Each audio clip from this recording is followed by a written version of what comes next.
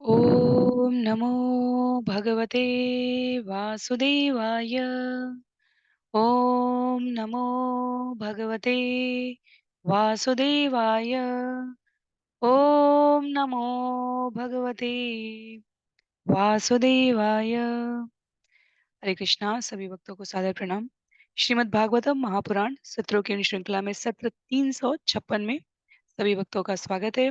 हम सभी यहाँ पर 18,000 श्लोकों वाले श्रीमद् भागवतम महापुराण को अंतर्राष्ट्रीय कृष्ण भावनामृत संघ के संस्थापक आचार्य कृष्ण कृपामूर्ति श्री श्रीमद अभय चरणारविंद भक्ति वेदांत स्वामी शिल प्रभुपाद द्वारा लिखी पुस्तकों के मार्गदर्शन में श्रवण और पठन करने का प्रयास कर रहे हैं।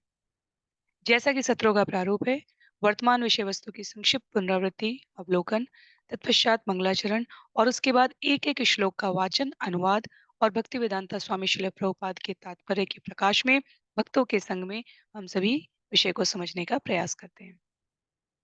स्कंद 6 अध्याय 17, जिसका नाम है माता पार्वती द्वारा चित्रकेतु को श्राप, और जिसके प्रथम भाग में हमने श्लोक संख्या 1 से लेकर 22 तक को श्रवण और पठन करने का प्रयास किया। उसकी संक्षिप्त पुनरावृत्ति के क्रम में यदि हम सभी को स्मरण हो, भगवान शंकरशन से आशीर्वाद प्राप्त करने के उपरांत चित्रकेतु विद्याधर प्रमुख के रूप में लाखों वर्षों तक इंद्रिय सुख का लाभ उठाते रहे, जिसमें किसी भी प्रकार की क्षीणता नहीं थी, रुग्णता नहीं थी।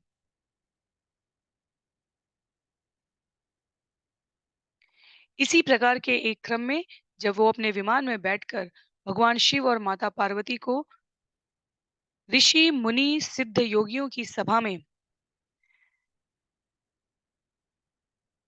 विशिष्ट प्रकार के अवसर पर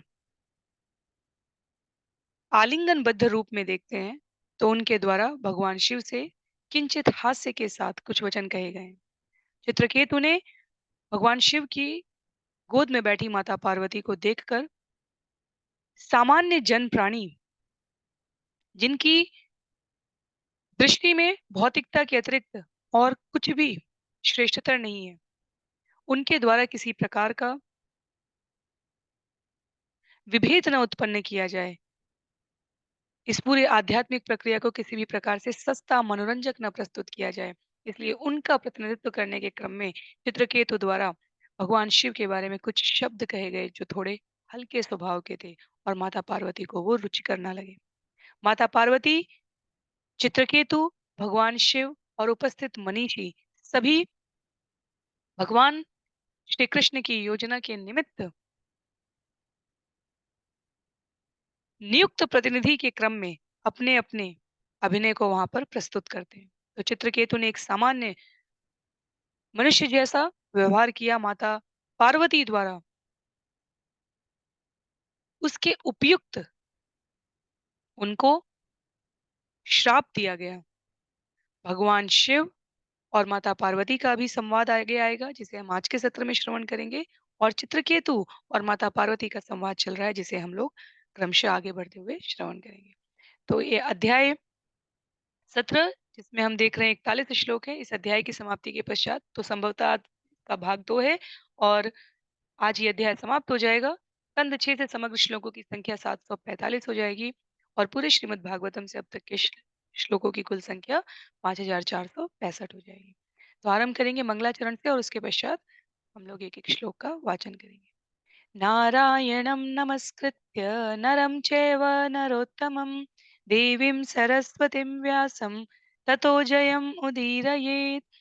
शृण्वतां स्वकथा कृष्ण पुण्यश्रवणकीर्तन यद्यन्तस्तो यभद्राणि विदुनोति सुयत्स्यताम्। नष्टप्रायेषु भद्रेषु नित्यं भागवत सेवया भगवत्युत्तमश्लोके भक्तिर्भवति नैष्ठिकी। ॐ अज्ञानतिमिरान्धस्य ज्ञानाञ्जनशलाकया चक्षु उन्मीलितं येन तस्मै श्रीगुरुवे नमः। मूकं करोति वाचालं पङ्गुं लङ्घयते गिरिं यत्कृपातमहं वन्दे परमानन्दमाधवम्। वाञ्छाकल्पतरुभ्यश्च कृपा सिन्धुभ्य एव च पतितानां पावनेभ्यो वैष्णवेभ्यो नमो नमः। जय श्री कृष्ण चैतन्य प्रभो नित्यानंद, श्री अद्वैत गदाधर श्रीवासादि गौर भक्तवृंद। हरे कृष्ण कृष्ण कृष्ण हरे हरे, हरे राम राम राम हरे हरे। हरे कृष्ण कृष्ण कृष्ण हरे हरे, हरे राम राम राम हरे हरे।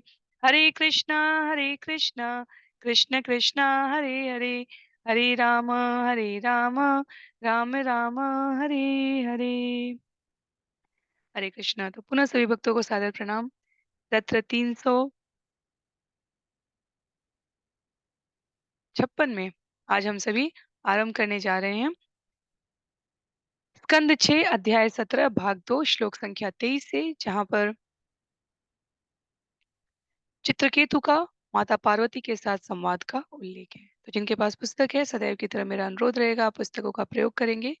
संस्कृत देवमयी, सभी प्रकार की कल्मशता को विनष्ट करने वाली, वातावरण को सकारात्मकता से संचालित करने वाली देव भाषा है। तो अपने स्तर पर आप सुविधाजनक रूप से प्रयास कर सकते हैं इन श्लोकों के वाचन करने का।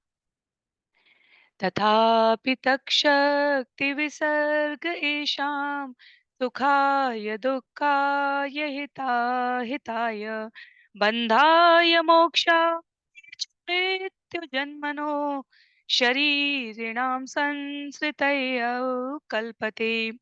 यद्यपि परमेश्वर कर्म के अनुसार प्राप्त होने वाले हमारे सुख दुख से अनासक्त है और कोई भी उनका शत्रु या मित्र नहीं है, तो भी वे अपनी भौतिक शक्ति माया के द्वारा शुभ तथा अशुभ कर्मों की उत्पत्ति करते हैं। इस प्रकार भौतिक जीवन को चालू रखने के लिए वे सुख दुख, लाभ हानि, बंधन मोक्ष, जन्म मृत्यु की सृष्टि करते हैं।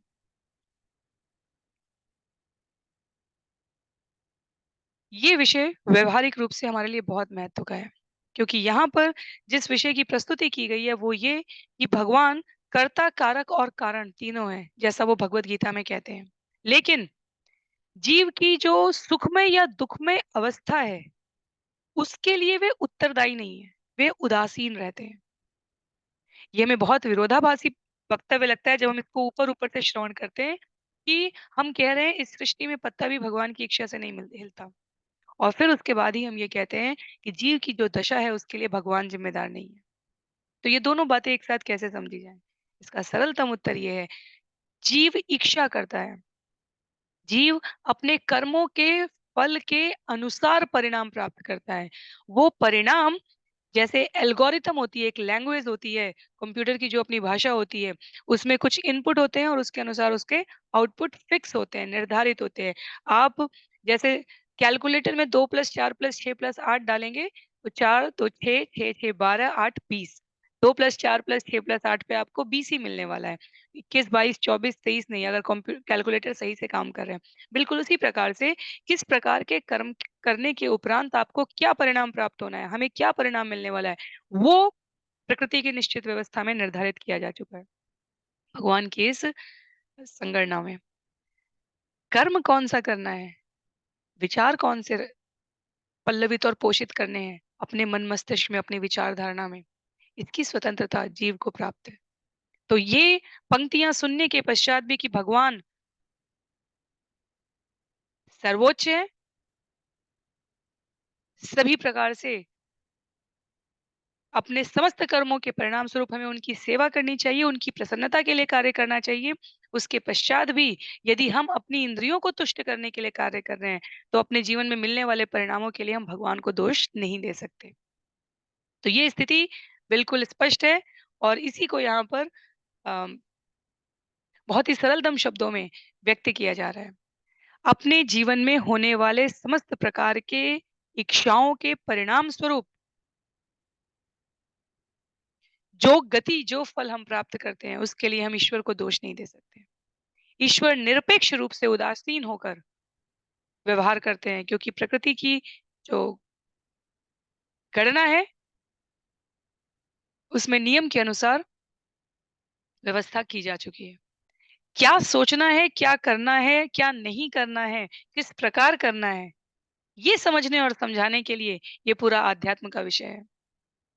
ये पूरी व्यवस्था जो गुरु शिष्य परंपरा की गई है, प्रमाणित पुस्तकों की गई है, वेदों की, शास्त्रों की रचना की गई है, भगवत गीता का ज्ञान जो भगवान द्वारा अर्जुन को दिया जा रहा है, माता पार्वती और चित्रकेतु का जो संवाद है, पूर्व में ब्रह्मा और नारद का जो संवाद है, विदुर या मैत्रेय का जो संवाद है, ये व्यवस्था जीव को ये समझाने के लिए है कि क्या करना है और क्या नहीं करना है।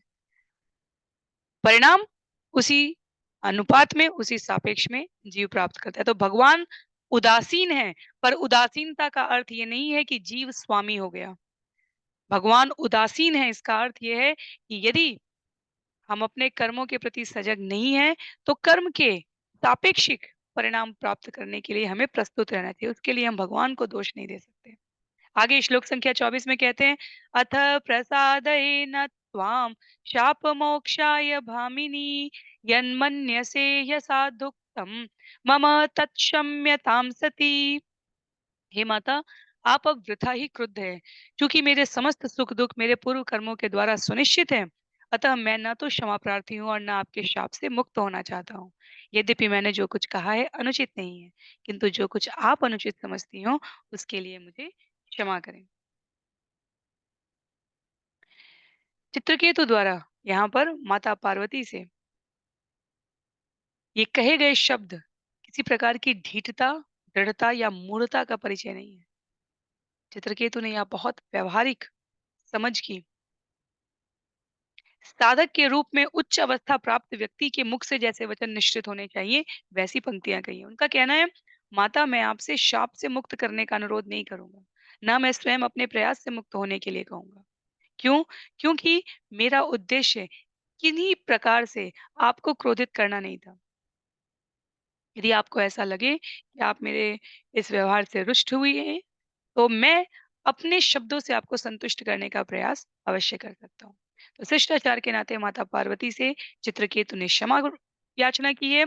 मा प्राणी मात्र को, मानव को इस बात का स्पष्ट प्रस्तुतिकरण दिया है कि प्रकृति के नियमों से कर्म के फल प्राप्त हो रहे हैं, इसको नहीं बदला जा सकता। और चित्रकेतु ये भलीभांति जानता था, यहाँ जो कही गई बातें हैं, उनके रूप में, परिणाम के रूप में वो ईश्वर की योजना में सहायता कर रहे हैं। तो ईश्वर की योजना क्या है?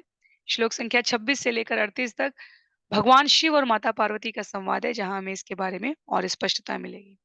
श्लोक संख्या 25 में कहते हैं, सुखदेव गोस्वामी, श्री शुक उवाच इति प्रसाद्य गिरिशो चित्रकेतु अरिंदम जगाम स्वविमानेन पश्यतो स्मयतोस्तयो।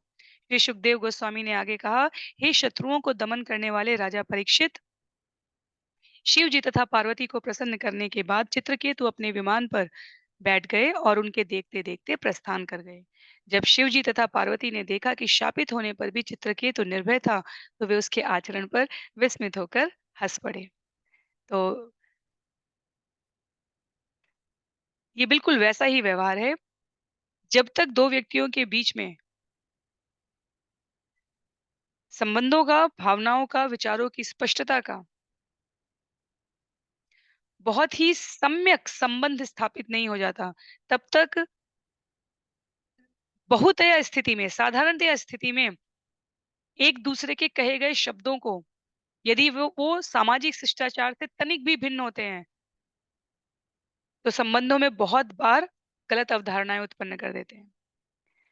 अगर बच्चा छोटा हो, थोड़ा बड़ा हो या थोड़ा और बड़ा हो, कभी किसी प्रकार, किसी स्वभाव के, किसी परिस्थितिवश अपने माता-पिता के साथ तनिक क्रुद्ध होके भी बात करता है, तो माता-पिता ये नहीं सोचते कि वो ऐसा हो गया है, अब वो इतना खराब हो गया है या हो गई है इसलिए ऐसे बात कर रहे हैं। वो सोचते हैं, क्या मेरा बच्चा परेशान है किसी विषय से? यदि वो कोई बात तनिक व्यंग के साथ कहे, तनिक क्रुद्ध स्वभाव से भी कहे, तो भी माता-पिता के रूप में पहली चिंता इस बात पर जाती है कि कहीं बच्चा किसी परेशानी में तो नहीं है? क्या वो मानसिक परेशानी है? क्या उसके साथ कोई कठिनाई चल रही है? वो इस प्रकार से तो बात नहीं करता। अर्थात स्वभाव का परिचयात्मक रूप ज्ञात होने के पश्चात संबंधों में व्यवहार की स्पष्टता को समझना अधिक आसान हो जाता है। चित्रकेतु माता पार्वती और भगवान शिव के लिए एक प्रकार से एक शरारती बच्चे की तरह दिखे। उन्होंने देखा जैसे क्लास में बच्चे को दंड दे दिया गया और उसके पश्चात भी वो हंसते हुए आउटस्टैंडिंग अर्थात बाहर खड़े रहने की योग्यता के साथ वहां खड़ा हो जाता है। तो उसी प्रकार चित्रकेतु ने कहा, माँ मुझे श्राप भी वापस नहीं चाहिए। मैंने जो कहा वो अनुचित भी नहीं था। महादेव दोनों विषय को स्पष्ट समझते हैं। आपको यदि किंचित कुछ भी गलत लगा हो, अनुचित लगा हो, तो मैं उसके लिए आपसे क्षमा याचना करता हूँ।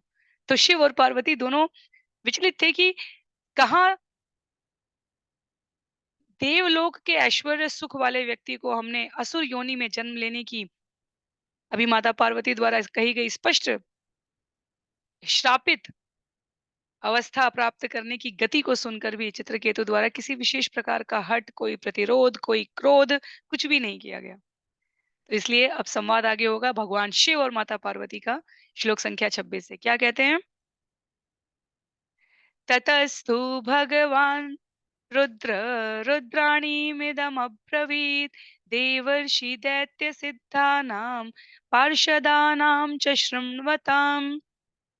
तत्पश्चात परम साधु नारद असुरों सिद्ध लोक के वासियों तथा अपने व्यक्तिगत सहयोगियों के समक्ष सर्वशक्तिमान भगवान शिव अपनी पत्नी पार्वती से बोले और वे सब सुनते रहे। तो कोई भी वार्ता महादेव की, महादेव वास्तव में सदैव समाधि की अवस्था में इसलिए नहीं कहे जाते कि वो आंख बंद करके अपना ध्यान कहीं और लगाए रहते हैं। वो समाधि की अवस्था में इसलिए कहे जाते हैं कि जिस प्रकार श्वास प्रति श्वास इतना सहज है हमारे लिए, वैसे ही सदैव भगवत स्मृति, भगवान की कथा, भगवान की लीला, भगवान का नाम, उनका स्वरूप महादेव के चित्त में सतत स्थिर रहता है। तो महादेव की कोई भी महादेव इसीलिए आशुतोष कहे गए हैं, भोले भंडारी कहे गए, क्योंकि वो सभी प्रकार के जीवों के लिए उनके मार्गदर्शन के लिए अपने आप को उपस्थित रखते हैं।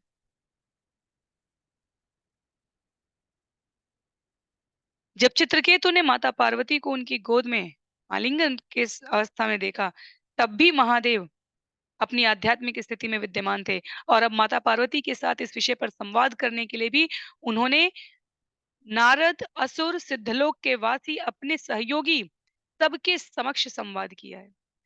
तो महादेव बिल्कुल सरलता और सहजता से प्राणियों को अपनी उपलब्धता का परिचय दे रहे हैं यहाँ पर। श्लोक संख्या 27 में श्री रुद्र उवाच दृष्टवत्यसि शुश्रोणि हरे अद्भुत कर्मण महात्मयं भृत्य भृत्यानां निस्पृहाणां महात्मनां। शिव जी ने कहा, हे सुंदरी, तुमने वैष्णवों की महानता देख ली। श्री भगवान हरि के दासानुदास होकर वे महान पुरुष होते हैं और किसी प्रकार के सांसारिक सुख में रुचि नहीं रखते। और यही वो अंतर है जो सामान्यतया केवल इन चर्म चक्षुओं से जो दुनिया को देखते, समझते और आचरण करते हैं, उनको भ्रमित करने के लिए पर्याप्त होता है। एक भक्त, एक साधक इस जगत के सभी कार्यों को, उत्तरदायित्वों को पूरी निष्णात दक्षता के साथ करने के लिए प्रयत्नशील रहते हुए भी उनमें आसक्त नहीं होता। महाराज अम्बरीश हो गए, राजा जनक हो गए, प्रहलाद महाराज ने शासन संभाला उसके पश्चात। इन उनमें किंचित मात्र भी इस भौतिक जगत के लिए आसक्ति नहीं थी।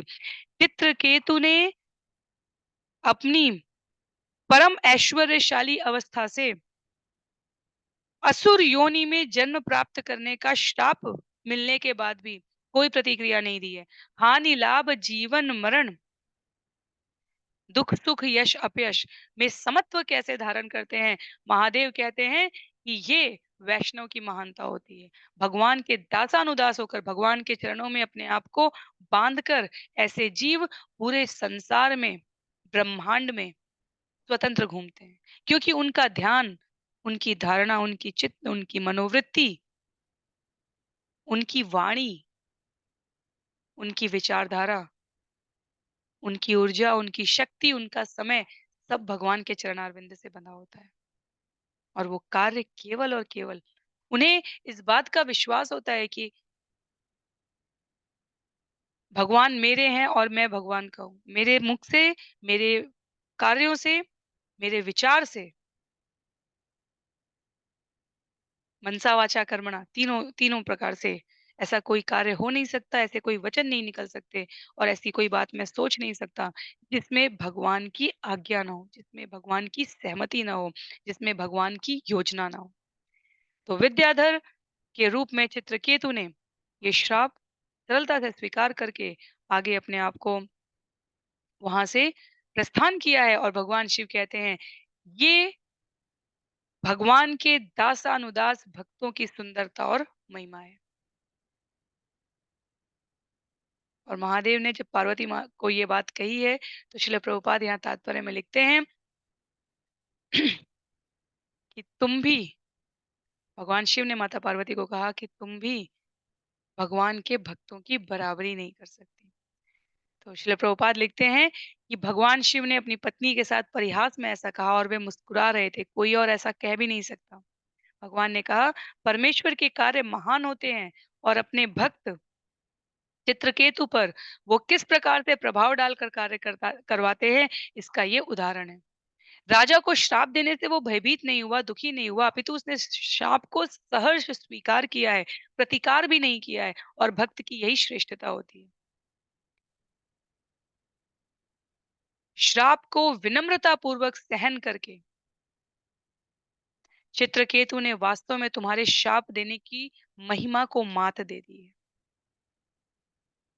तो भगवान शिव माता पार्वती को कह रहे हैं वास्तव में यहाँ किसी का अहंकार नहीं टकरा रहा है, ये हमें स्पष्ट रहना चाहिए। कभी भी विषय को केवल भौतिक संदर्भ में हमें नहीं देखना है। यहाँ किसी का भी अहंकार नहीं टकरा रहा है। यहाँ पर माता पार्वती के माध्यम से भगवान शिव कह रहे हैं मैं निष्पक्ष होकर कह सकता हूँ कि चित्रकेतु ने ईश्वर का भक्त होने के कारण तुम्हें तथा तुम्हारी श्रेष्ठता को पराजित किया। अर्थात महादेव यहाँ पर स्पष्ट करते हैं कि भक्त भगवान के पदाधिकारियों, अधिकारियों से श्रेष्ठतर हो जाता है। अम्बरीश और दुर्वासा ऋषि के मध्य का वो जो चरित्र है जिसे हम आगे के स्कंद में श्रवण करेंगे, वो इसका बहुत ही प्रयोगात्मक व्यावहारिक उदाहरण है। तो माता पार्वती की ऐसा नहीं कि अब माता पार्वती को शिव ऐसे कहेंगे तो माता पार्वती क्रोधित हो जाएँगी। क्योंकि माता पार्वती कोई साधारण मनुष्य जैसी स्त्री या नागरिक या मनुष्य नहीं है। प्रत्येक भगवान की योजना में सहायता कर रहा है यहाँ पे। तो चित्रकेतु का अपनी शक्ति का प्रदर्शन किए बिना सहिष्णुता से माता पार्वती को श्राप को स्वीकार कर लेना, महादेव भगवान की योजना को जानने वाले प्रतिनिधि हैं। कहते हैं उन्होंने इसको इस प्रकार स्वीकार कर लिया चित्रकेतु ने, वास्तव में तुमने भगवान की योजना के अंतर्गत अपना कार्य किया है और चित्रकेतु ने अपना कार्य किया है। आगे कहते हैं श्लोक संख्या 28 में नारायण परा सर्वे न कुतश्चन विभ्यति स्वर्गपवर्ग नरकेषु अपि तुल्यार्थदर्शिन। पूरी तरह से भगवान नारायण की सेवा में लीन रहने वाले भक्तजन जीवन की किसी भी अवस्था से भयभीत नहीं होते।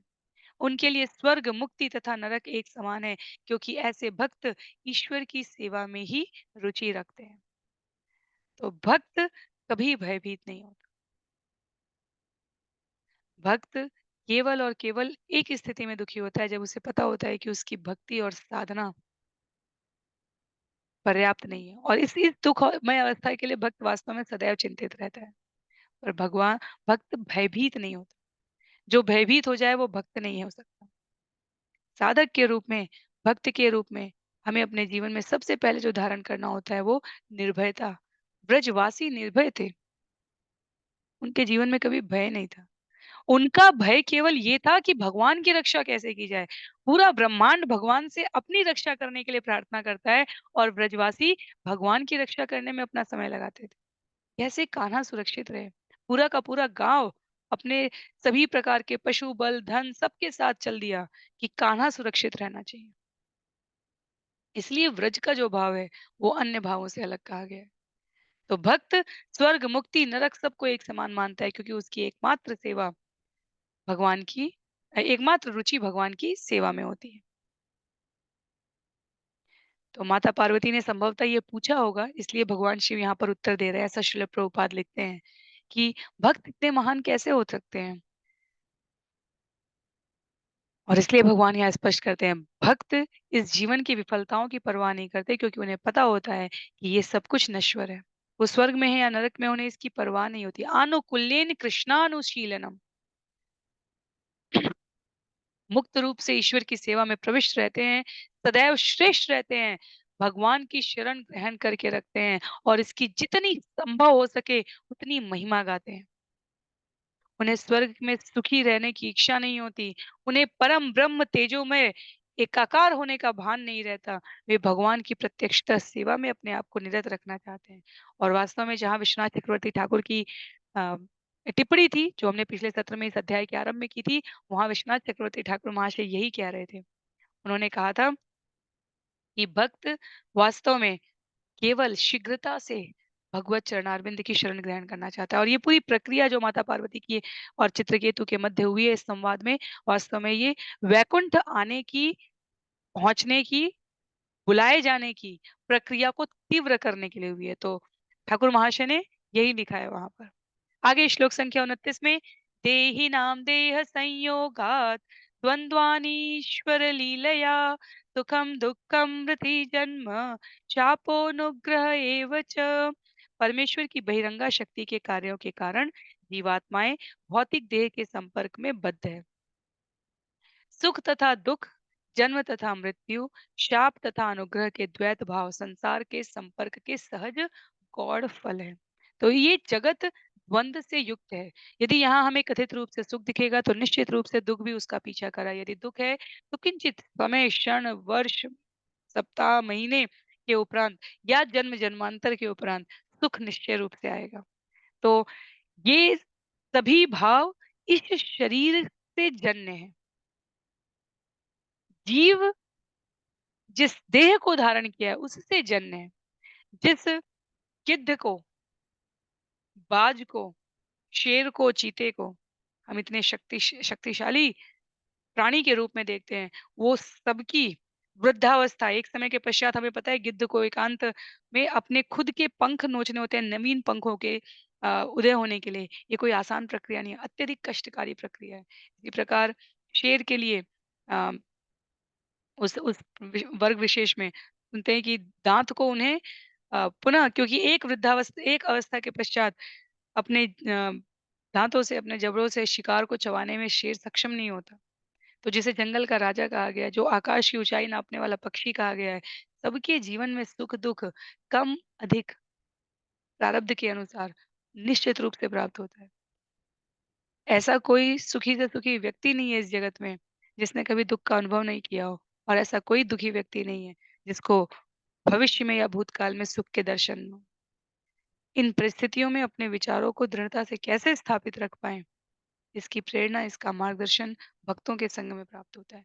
साधक के जीवन से दुख समाप्त नहीं हो जाते। साधक के जीवन से द्वंद समाप्त हो जाते हैं। साधक के जीवन से भय समाप्त हो जाता है। और ये विषय है जो यहाँ पर महादेव और पार्वती के संवाद में प्रस्तुत किया जा रहा है। द्वैत भाव संसार के संपर्क के सहज गौड़ फल है। द्वैत, दो, युग्म, सदैव, यश अपयश, हानि लाभ, सुख दुख। सिद्धांतिक रूप से सुनने में आसान है, व्यवहारिक रूप से स्मरण रखना, पालन करना, भगवान के शरण में उस समय रहना, ये अत्यधिक कठिन है। पर इसीलिए प्रतिदिन प्रतिदिन भगवान का संग, चाहे नाम के द्वारा, चाहे जाप के द्वारा, चाहे कीर्तन के द्वारा, चाहे कथा श्रवण के द्वारा, चाहे सेवा के द्वारा, ये संपर्क बनाए रखना बहुत आवश्यक है ताकि ये ज्ञान भी स्थिर रह सके। आगे श्लोक संख्या 30 में महादेव और पार्वती के संवाद में कहा गया है, अविवेक कृत पुंसो यर्थ भेद इवात्मनि गुण दोष विकल्प च वित एव सृजीवत्कृत। अविवेक कृत पुंसो यर्थ भेद इवात्मनि गुण दोष विकल्पश्च विधेव सृजित्वत्कृत। जिस प्रकार मनुष्य फूल माला को सर्प समझ बैठता है अथवा स्वप्न में सुख तथा दुख का अनुभव करता है, उसी प्रकार भौतिक संसार में सुविचार के अभाव में हम सुख तथा दुख में एक को अच्छा तथा दूसरे को बुरा समझकर विभेद करते हैं। तो सामान्यतः मनुष्य को लगता है सुख अच्छा है और दुख झेलना बहुत कठिन है। और उसी के साथ साथ कई प्रेरणादायक मोटिवेशनल सेमिनार्स और व्यक्तित्वों के द्वारा कहा जाएगा कि जब तक आपने जीवन में असफलता का स्वाद नहीं चखा है, तब तक आप सफलता का आनंद भी नहीं ले सकते। या कहा जाएगा कि यदि आपने अ, कभी कोई गलती नहीं की है, तो अर्थात आपने कभी कुछ असफलता का भी स्वाद नहीं चखा है। कहने का अभिप्राय ये है कि असफलता को, हानि को, अभाव को, दुःख को सदैव बुरा मानना और सफलता को, लाभ को, सुख को हमेशा अच्छा मानना, ये विभेद इस भौतिक जगत में है। वो उनके लिए है जो इंद्रियों के सुख और दुःख को ही सर्वश्रेष्ठ मानते हैं, जो इस शरीर को ही सदा शाश्वत, चिरंतन, नित्य मानते हैं। साधक के रूप में सभी का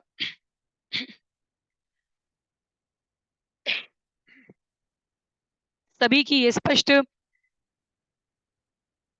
स्थिरमति में दृढ़ होती है कि हम शरीर नहीं आत्मा है, और इसलिए उनके लिए ये दोनों ही स्थितियां तुल्य होती हैं। जैसे स्वप्न में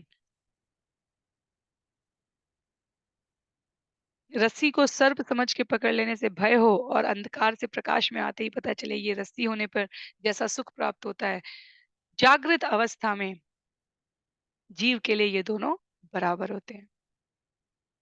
तो द्वैत अवस्था से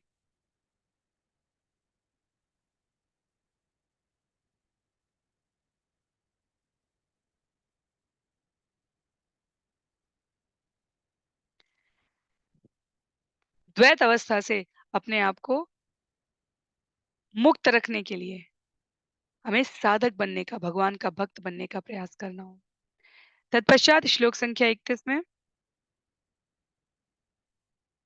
वासुदेवे भगवती भक्तिमुद्धहतां नृणां ज्ञानवैराग्यवीर्याणां न हि कश्चिद् व्यपाश्रय।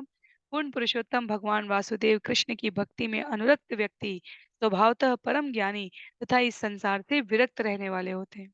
अतः ऐसे भक्त न तो इस संसार के तथाकथित सुख में ही न- ना ही तथाकथित दुख में कोई रुचि रखते हैं। तो एक भक्त का विषय मनन करने वाले दार्शनिक से किस प्रकार से अंतर हो सकता है, भिन्न हो सकता है, उसे यहाँ पर प्रस्तुत किया गया है।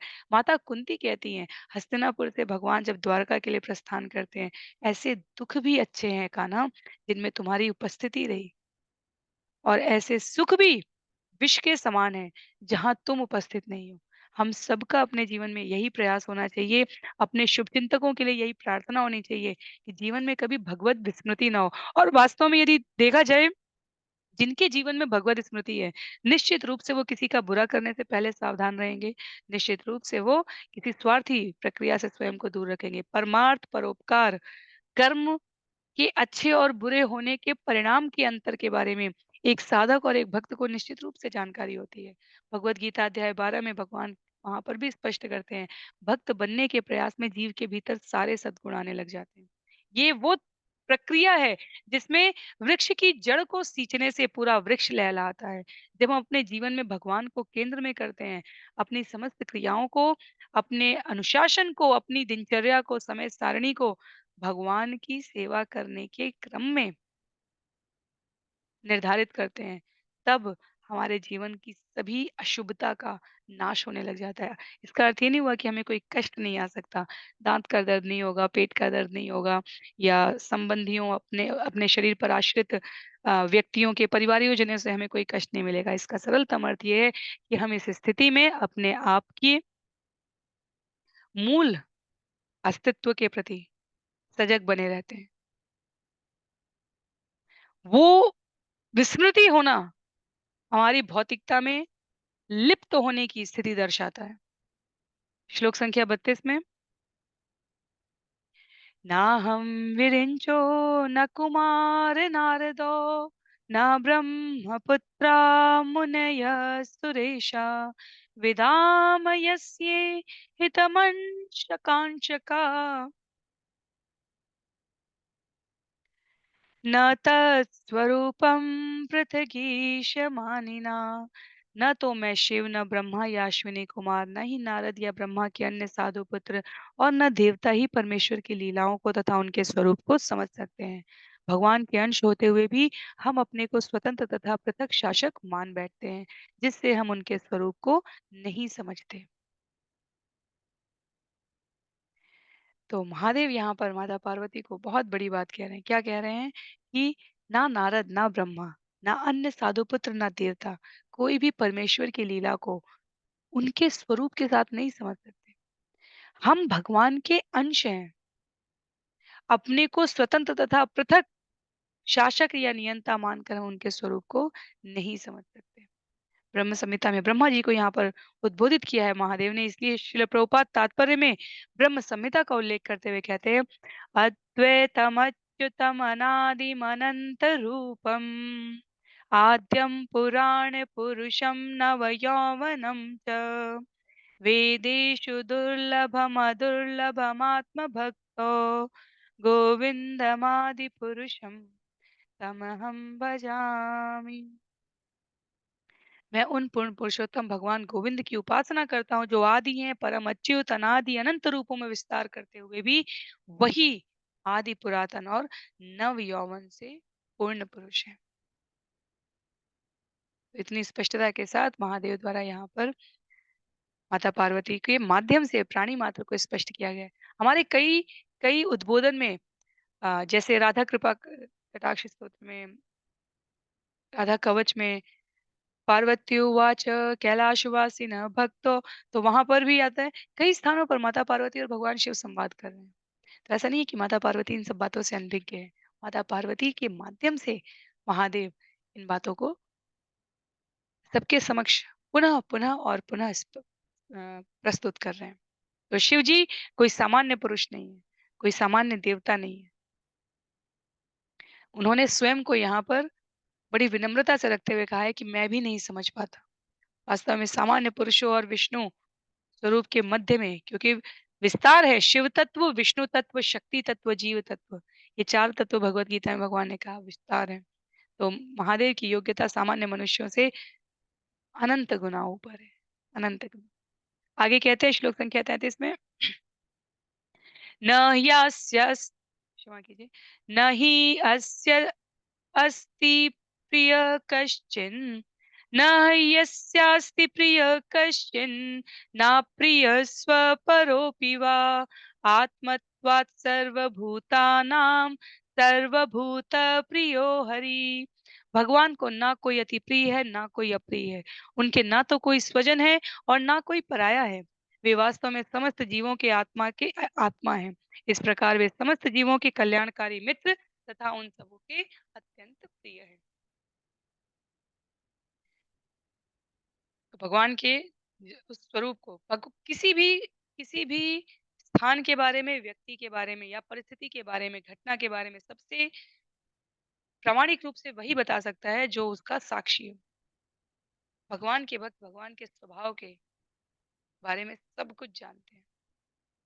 महादेव भगवान के बारे में, उनके स्वभाव के बारे में, अपने परिचयात्मक स्वरूप का यहाँ पर दर्शन करा रहे हैं, ये कहते हुए कि भगवान का दूसरा स्वरूप समस्त जीवात्माओं के भीतर स्थित उनकी आत्मा एक स्फुलिंग अग्नि की एक चिंगारी के रूप में आत्म तत्व उपस्थित है पूर्ण पुरुषोत्तम परमात्मा के अंशांश के रूप में। तो महादेव यहाँ पर कह रहे हैं कि वास्तव में भौतिक प्रकृति के 3 प्रकार के गुणों के हस्तक्षेप के अंतर्गत हम सभी के भीतर भिन्न भिन्न प्रकार के संबंध और भाव उदित होते हैं। द्वेष का, क्रोध का, रोष का, घृणा का, कंजूसी का, शत्रु का, मित्र का। भगवान को सभी प्रिय है। अध्याय 5 श्लोक संख्या 29 में भगवान कहते हैं, सभी का मैं सुहृदय हितैषी हूँ। मुझसे अधिक परम मित्र किसी का भी कोई भी और नहीं हो सकता। तो भगवान के द्वारा पक्षपात और शत्रुता का प्रश्न ही नहीं होता। आगे कहते हैं श्लोक संख्या 34 और 35 में, तस्य चायं महाभागा चित्रकेतु प्रियोनुग सर्वत्र समुद्दिशान्तो ययं चैवाच्युत प्रिय तस्मान्न विस्मय कार्य पुरुषेषु महात्मषु महापुरुष भक्तेषु शांतेषु समदर्शिषु। यह परम उदार चित्रकेतु ईश्वर का प्रिय मित्र है। यह सभी जीवों का समदर्शी है और आसक्ति तथा घृणा से मुक्त है। इसी प्रकार मैं भी भगवान नारायण का परम प्रिय हूँ। अतः नारायण के उच्च भक्तों की गतिविधियों को देखकर चकित नहीं होना चाहिए, क्योंकि वे आसक्ति तथा द्वेष से मुक्त रहते हैं। वे सदैव शांत रहते हैं और समदर्शी होते हैं। तो इसलिए चित्रकेतु को समदर्शी, जो अध्याय 3 में भगवान कहते हैं भक्त समदर्शी होता है, पंडित समदर्शी ना, उसका यहाँ पर पुनः प्रस्तुतिकरण कर रहे हैं यहाँ पर महादेव, ये कहकर कि नारायण के उच्च भक्तों की गतिविधि को देखकर चकित नहीं होना चाहिए। वास्तव में भगवान और भगवान के भक्त दोनों मुक्त होते हैं। वे समान स्तर पर होते हैं, अंतर केवल इतना होता है कि भगवान स्वामी होते हैं और भक्तजन दास होते हैं। गुणात्मक रूप से वे स्तर पर होते हैं।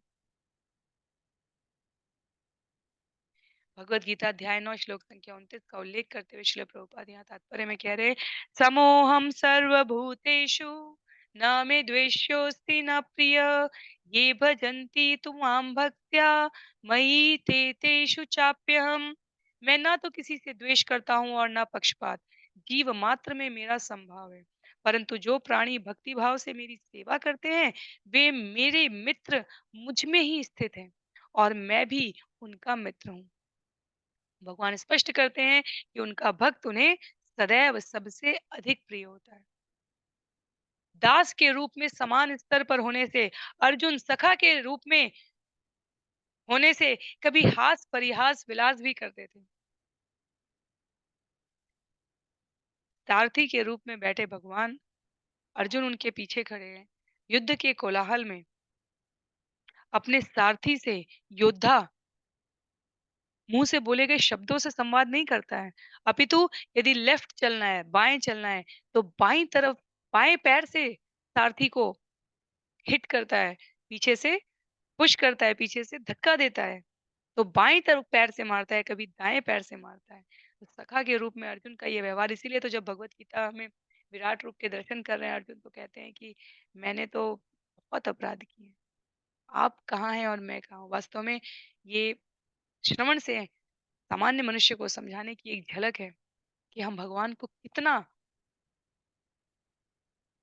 अपने जैसा समझ लेते हैं, सर्वसाधारण की तरह समझ लेते हैं। भगवान भक्तों के लिए बहुत बहुत बहुत विनम्र है, बहुत सरल है, बहुत सुलभ है, सहज है, और दुष्टों के लिए उनके आक्रामक रोष को हम सबने विभिन्न कथाओं में श्रवण भी कर रखा है। पर अपने इस कथन से यहाँ अध्याय 9 श्लोक संख्या 29 में भगवान स्पष्ट करते हैं कि भक्त उनको सदैव प्रिय होते हैं। वास्तव में शिव जी यहाँ माता पार्वती को विश्वास दिलाने का प्रयास कर रहे हैं कि चित्रकेतु को श्राप देकर उन्होंने बहुत श्रेष्ठ कार्य नहीं किया, पर क्योंकि ये ईश्वर की योजना थी, तो उसमें किसी प्रकार की शुद्धता धारण करने की भी आवश्यकता नहीं है।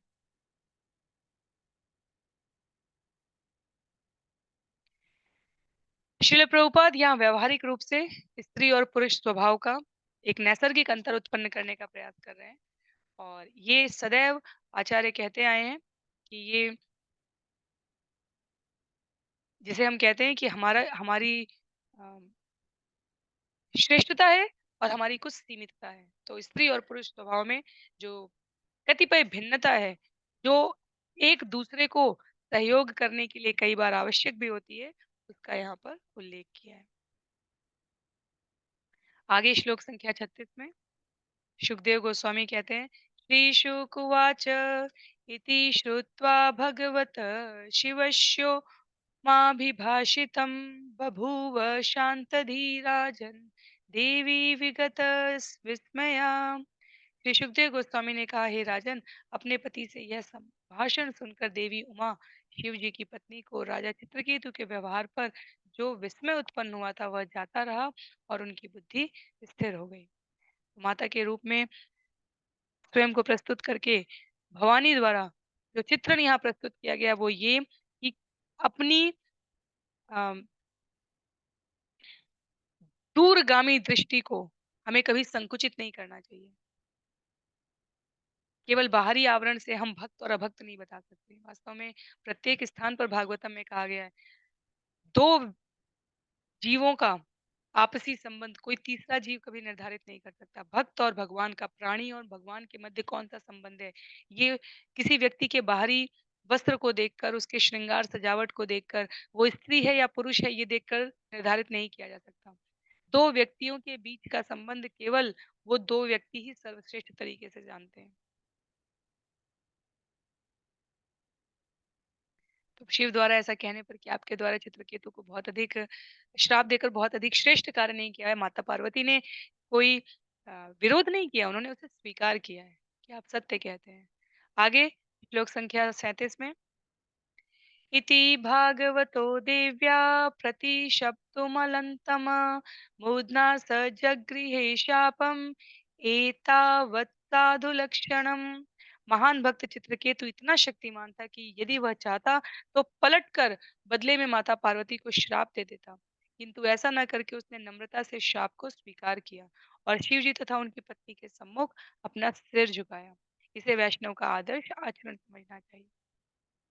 तो यहाँ बात श्रेष्ठता की नहीं है कि चित्रकेतु श्राप दे सकते थे या नहीं दे सकते थे। यहाँ ये विषय विस्मृत ना हो जाए, इसलिए सुखदेव गोस्वामी कहते हैं कि चित्रकेतु के पास सामर्थ्य था कि वो भी माता पार्वती को कुछ अनुचित शब्द बोल सकते थे। पर वैष्णव के रूप में अपने महिमाजनक स्वभाव को विस्मृत ना करते हुए चित्रकेतु ने विमान से उतरकर माता के शाप को अंगीकार करके माता को प्रणाम किया है। तो ये साधु के लक्षण हैं, जिसे चैतन्य महाप्रभु तृणानपि सुनिचीन के संबंध में कहते हैं। विनम्र होते हुए, सम्मान करते हुए, अपनी शक्ति का वृथा प्रदर्शन ना करते हुए, इंद्र तृप्ति के उपभोग के लिए स्वयं को बद्ध जीव की तरह प्रस्तुत ना करते हुए, चित्रकेतु ने यहाँ भक्त का आचरण आदर्श रूप में स्थापित किया। आगे श्लोक संख्या 38 में कहते हैं यज्ञे त्वष्टु दक्षिणाग्नो दानवीं योनिमाश्रित वृत इत्यभिविख्यातो ज्ञान विज्ञान संयुत। माता दुर्गा भवानी शिव जी की पत्नी से शापित होकर उसी चित्रकेतु ने आसुरी योनि में जन्म लिया। वह त्वष्टा द्वारा किए गए यज्ञ से असुर के रूप में प्रकट हुआ। यद्यपि वह दिव्य ज्ञान और उसके व्यवहारिक उपयोग में अभी भी परिपूर्ण था और इस प्रकार वह वृतासुर के नाम से प्रसिद्ध हुआ। माता पार्वती ने कहा था असुर योनि में जन्म उत्पन्न होगे, तो माँ के गर्भ से नहीं आते हैं वृतासुर के रूप में, अपितु त्वष्टा द्वारा किए गए यज्ञ के रूप में आते से उत्पन्न होने के रूप में आते हैं। तो वृतासुर के जन्म होने की कथा अध्याय 14 में विश्वरूप के मारे जाने के बाद उत्पन्न हुई है। विश्वरूप त्वष्टा के पुत्र थे। वृतासुर और त्वष्टा पिता और पुत्र के संबंध को स्थापित कर रहे हैं। विश्वरूप और वृतासुर भाई भाई के संबंध को स्थापित कर रहे हैं। वृतासुर देवताओं को बताते हैं कि तुम्हें विष्णु के वचनों पे क्यों संशय है। वो इंद्र को कहते हैं ये वज्र तुम्हारी सुरक्षा के लिए विशेष रूप से भगवान द्वारा निर्मित कराया गया है। विश्वकर्मा से इसे बनवाया गया। दधीचि से हड्डियों अस्थियों के दान का उपक्रम निर्धारित किया गया। उसके पश्चात भी इसको चलाने में तुम्हें मेरे ऊपर भय हो रहा है। तो चित्रकेतु का जो व्यवहार अभी हम देख रहे हैं वही वृतासुर में परिलक्षित हो रहा है। तो जब श्राप भी प्राप्त हुआ है माता पार्वती से, तो भी जन्म किसी सामान्य गर्भ से उत्पन्न होने वाले जीव के रूप में नहीं मिला है। चित्रकेतु को वृतासुर के रूप में मिला है। विद्याधर प्रमुख से वो असुर प्रमुख हो जाता है। देवताओं को उनके स्थान से बिल्कुल निष्कासित कर दिया है।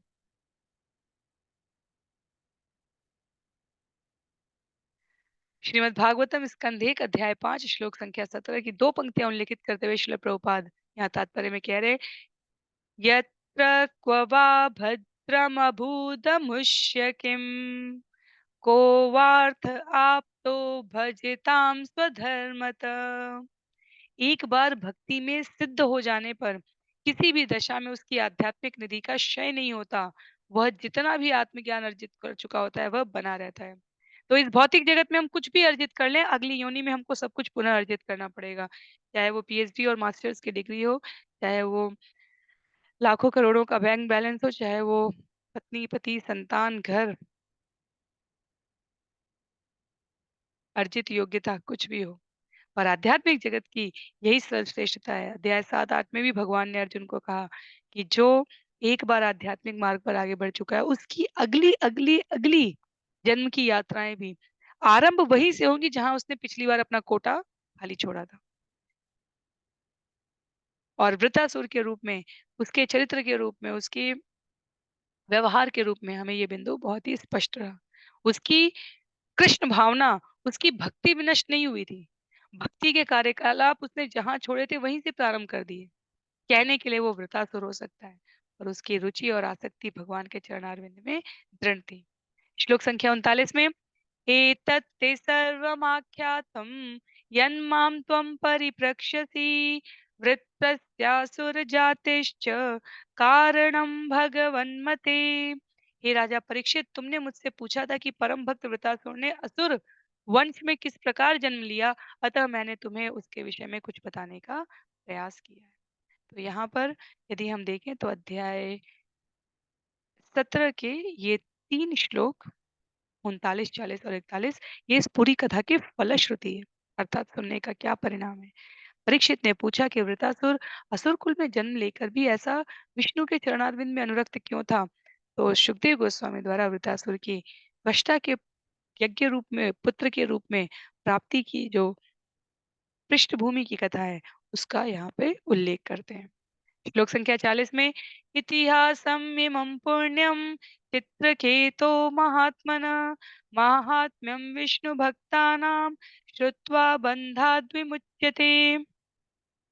चित्रकेतु महान भक्त था। यदि कोई मनुष्य किसी शुद्ध भक्त से चित्रकेतु के इस विषय को सुने तो श्रोता भी इस संसार में अपने बद्ध जीवन से मुक्त हो जाता है। तो ये इसका महत्व है। अपने किसी भी प्रामाणिक गुरु शिष्य आचार्य के मुखारविंद से श्रवण करने पर, क्योंकि यदि उनके मुखारविंद से श्रवण नहीं किया जाएगा तो परिणाम क्या होगा? ये जो पूरा विषय है इसको गलत परिप्रेक्ष्य में समझा जाएगा। तो इसलिए सुखदेव गोस्वामी कहते हैं कि चित्रकेतु का इतिहास किसी भक्त के मुख से ही सुना जाना चाहिए। भक्ति संबंधी, भगवान के संबंधी, भक्त के संबंधी कुछ भी कहना कोई कोई भी विषय हो, व्यावसायिक धन लेकर भगवान का नाम, रूप, गुण बेचने वाले, उसका व्यवसाय करने वाले व्यक्तियों के मुख से इसकी सुनने की संस्तुति नहीं की गई। वो फिर एक व्यापार बन के रह जाता है। हम किसी परेशानी में हम भागवत सप्ताह कराएँगे, उस धन का उपयोग जो भागवत सप्ताह में दिया जा रहा है, यदि वाचक द्वारा, वक्ता द्वारा स्वयं की क्षुधापूर्ति में, स्वयं के पालन-पोषण में व्यतीत हो रहा है, तो उसको श्रेष्ठ नहीं कहा गया है। पद्म पुराण से उत्तरण देते हुए श्री सनातन गोस्वामी जी ने जो अभक्तों के मुख से कथा और भगवान के चरित्र के बारे में न सुनने के लिए कहा गया, उसको स्पष्ट करते हुए यहाँ श्लोक उद्धृत कर दिया श्रील प्रभुपाद ने। उस समय कोई गूगल नहीं था, पर फिर भी श्रील प्रभुपाद हर श्लोक के संदर्भ में आचार्यों की टिप्पणी को लेकर आते हैं। अवैष्णव मुखोद्गीर्णं पूतं हरि कथामृतं श्रवणं नैव कर्तव्यं सर्पोक्षिष्टं यथापय। अवैष्णव के मुख से श्री कृष्ण के संबंध में कुछ भी नहीं सुना जाना चाहिए। जिस प्रकार सर्प के होठों का स्पर्श करने से दूध विषाक्त हो जाता है, उसी प्रकार अवैष्णव द्वारा कृष्ण के संबंध में दिया गया व्याख्यान विषपूर्ण होता है। केवल प्रामाणिक भक्त ही अपने श्रोताओं को भक्ति के विषय में उपदेश देकर उन्हें भक्ति योग में प्रभावित कर सकते हैं। तो बाह्य जगत में बहुत ही अ, घनघोर माया का आवरण है, उनके द्वारा फैलाया गया जाल है, और इसलिए साधकों से, भक्तों से अनुरोध किया जाता है कि भगवान के बारे में जो कुछ भी सुनना हो, समझना हो, प्रामाणिक स्रोतों से पहले श्रवण और पठन करना चाहिए। तो इस अध्याय का अंतिम श्लोक है, फलश्रुति के क्रम में श्लोक संख्या 41 में कहा गया है, य एतत् प्रातः उत्थाय श्रद्धया वाक्यतः पठेत् इतिहासं हरिं स्मृत्वा स याति परमां गतिम्। जो व्यक्ति प्रातः काल उठकर अपने मन तथा वाणी को वश में रखकर तथा श्री भगवान का स्मरण करके चित्रकेतु का यह विषय पढ़ता है, वह बिना कठिनाई के भगवान के धाम को चला जाता है। तो इस प्रकार श्रीमद् भागवत के छठे स्कंद के अंतर्गत माता पार्वती द्वारा चित्रकेतु को श्राप नामक 17वें अध्याय के भक्ति वेदांत तात्पर्य यहाँ पर पूर्ण हो रहे हैं। तो इसी के साथ अध्याय 17 यहाँ समाप्त हो गया है। इस स्कंद 6 में 2 और अध्याय है, अध्याय 18 और अध्याय 19। वहां से विषय थोड़ा परिवर्तित है अब। तो आगे 2 से 3 सत्रों में हम लोग उसे श्रवण करेंगे, और मेरी आप सभी से पुनः अ, विनम्र शब्दों में प्रार्थना है। आप में से कुछ लोग पुनरावृत्ति के अध्यायों के सत्रों की बात कर रहे थे। अ, कई लोगों के सुझाव के पश्चात और उसको व्यावहारिक रूप से सबके लिए सुलभ बनाने के क्रम में अब प्रश्नोत्तरी का आयोजन किया जा रहा है। प्रतिदिन 5 से 10 मिनट का आपको समय लगेगा। आपको जो ग्रुप में जहाँ आप जुड़े हैं, वहाँ जो लिंक आपको प्राप्त हो रहा है, आपको प्रश्न देखने हैं स्क्रीन पर। उस वीडियो के कमेंट बॉक्स में आपको 1 dot, 2 dot, 3 dot, 4 dot, 5 dot ऐसे 10, 12, 15 जितने प्रश्न हैं उस वीडियो में, उसके उत्तर तो आप वहीं पर प्रश्न और उसके ऑप्शंस देखने के बाद दे सकते हैं। तो वो जो कमेंट है उसे कॉपी कर लीजिए। आप क्लिक करेंगे, कॉपी हो जाएगा। नीचे अपना कमेंट में आप उसको पेस्ट कर दीजिए और प्रत्येक के आगे जैसे-जैसे प्रश्न जा रहा है, प्रत्येक के आगे आप option A, B, C, D select कर सकते हैं। या रेड, ब्लू, ऑरेंज, ग्रीन जैसे आपकी सुविधा रहे, आप उस हिसाब से सेलेक्ट करके वहाँ पर लिख सकते हैं। तो ये प्रयास रहेगा इसलिए जिससे कि पीडीएफ, वर्ड डॉक्यूमेंट, पीपीटी ये केवल कहीं आपके मोबाइल में, कहीं आपके लैपटॉप में ना रह जाए। आप जब जो मोबाइल यूज़ कर रहे हो, वहाँ से आप चैनल पर जा सकते हैं और प्रश्नोत्तरी बिल्कुल स्कंध 1 अध्याय 1 श्लोक संख्या 1 से आरंभ की जा रही है। तो एक तरफ हम लोग आगे बढ़ रहे हैं छठा स्कंद समाप्त होने की ओर, दूसरी तरफ से प्रतिदिन का 5 से 10 मिनट का समय पर्याप्त है आपकी सार्थक पुनरावृत्ति के लिए। तो इसमें इस संबंध में यदि और कोई जिज्ञासा हो, कोई और आपको सुझाव देने हो, तो आपका स्वागत रहेगा और ईश्वर की कृपा से हम लोग आगे इन सत्रों को यूँ ही भागवतम में भक्तिवेदांता स्वामी श्रील प्रभुपाद के मार्गदर्शन में उनकी अनुकंपा से श्रवण करते रहेंगे। तो आज के लिए सत्र को यहीं पर समाप्त करते हैं। श्रील प्रभुपाद की जय, श्रील गुरुदेव की जय, अनंत कोटि वैष्णव वृंद की जय, श्रीमद् भागवतम महापुराण की जय। हरे कृष्ण।